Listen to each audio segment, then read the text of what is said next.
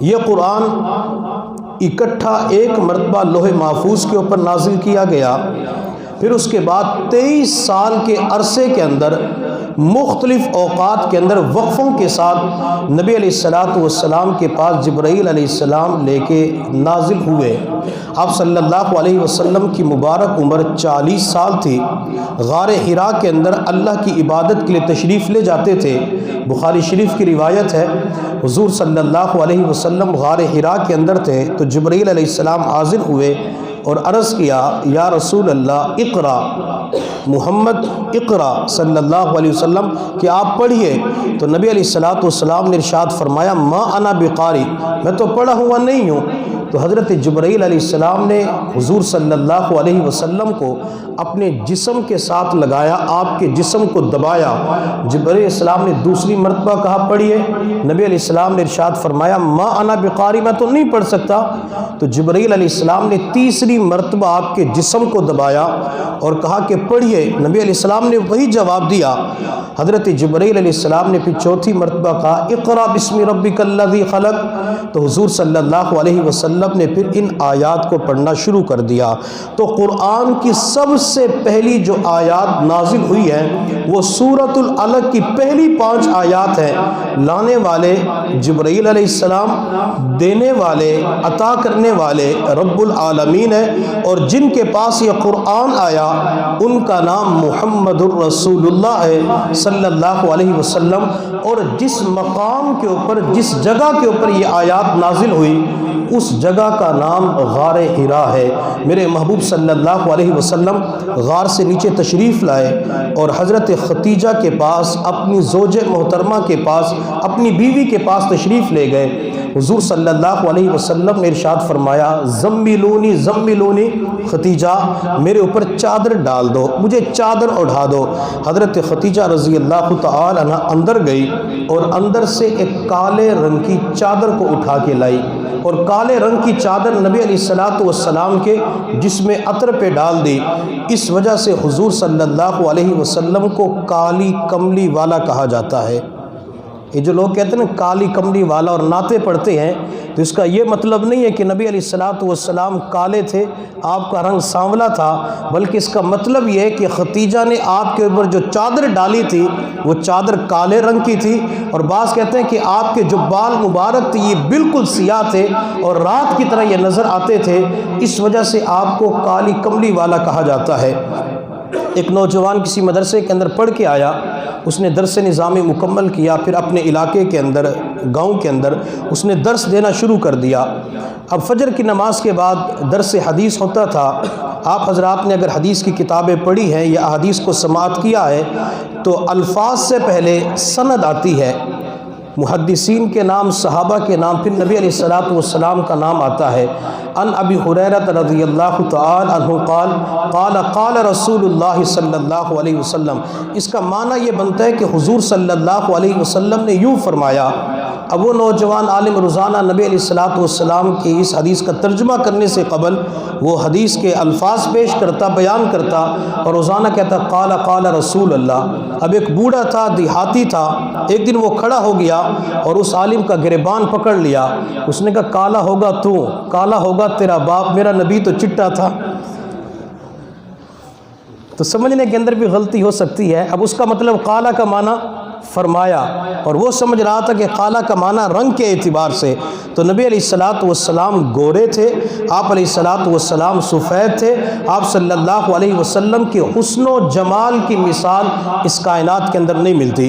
اور یہ جو یوسف علیہ السلام کے بارے میں آتا ہے کہ اللہ نے ان کو بہترین حسن دیا کہ مصر کی عورتوں نے اپنے ہاتھ کی انگلیاں کاٹ لی، تو محدثین فرماتے ہیں اللہ تعالیٰ نے حضور صلی اللہ علیہ وسلم کو جو حسن عطا فرمایا تھا، اللہ نے اس حسن کا ایک حصہ یوسف کو عطا فرمایا تھا۔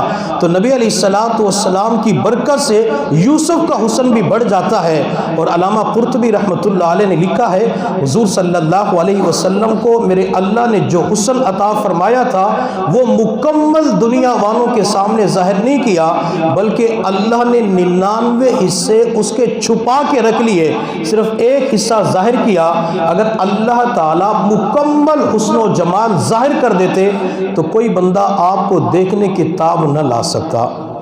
اب نبی علیہ السلام نے تو دین سمجھانا تھا، اسلام کی تعلیم دینی تھی، تو اللہ نے کچھ حسن دیا، لیکن وہ حسن بھی ایسا تھا کہ اس حسن کو دیکھ کے حضرات صحابہ کرام اپنی جانیں قربان کرنے کے لیے تیار ہو جاتے تھے۔ تو بات میں کر رہا تھا کہ نبی علیہ السلام نے فرمایا کہ ختیجہ میرے اوپر چادر ڈالو، تو انہوں نے کالے رنگ کی چادر ڈالی، اس وجہ سے آپ کو کالی کملی والا کہا جاتا ہے۔ حضور صلی اللہ علیہ وسلم نے پھر ارشاد فرمایا ختیجہ لقد خشیت علی نفسی، مجھے اپنی جان کا خطرہ ہے کہ میں دنیا سے نہ چلا جاؤں۔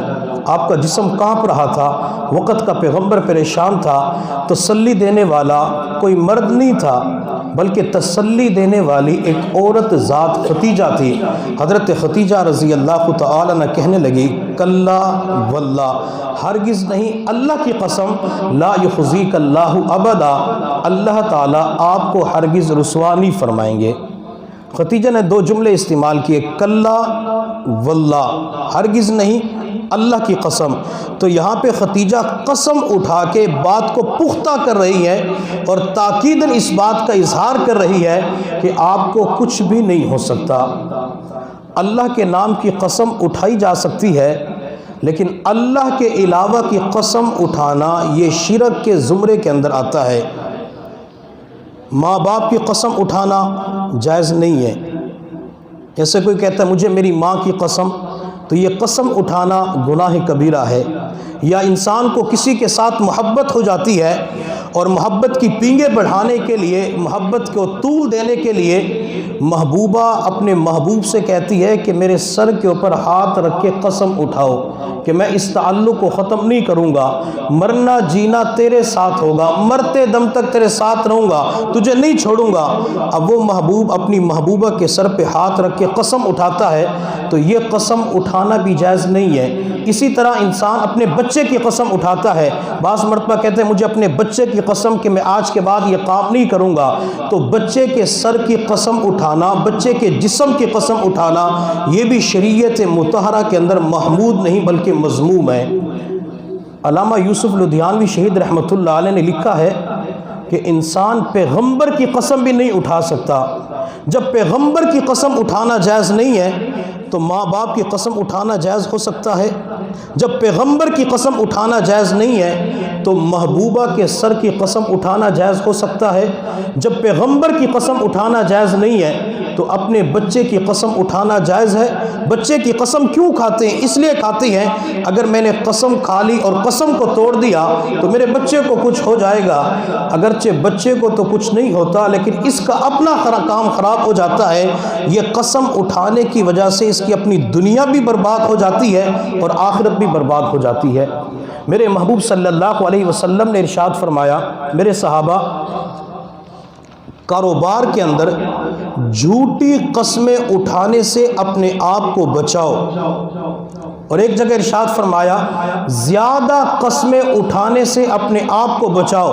پھر میرے محبوب صلی اللہ علیہ وسلم نے ارشاد فرمایا کہ زیادہ قسمیں اٹھانے سے، جھوٹی قسمیں کھانے سے مال تو بک جاتا ہے، مال تو سیل ہو جاتا ہے، خرید و فروخت بھی ہو جاتی ہے، لیکن اللہ تعالیٰ اس مال کے اندر سے برکت کو ختم فرما دیتے ہیں۔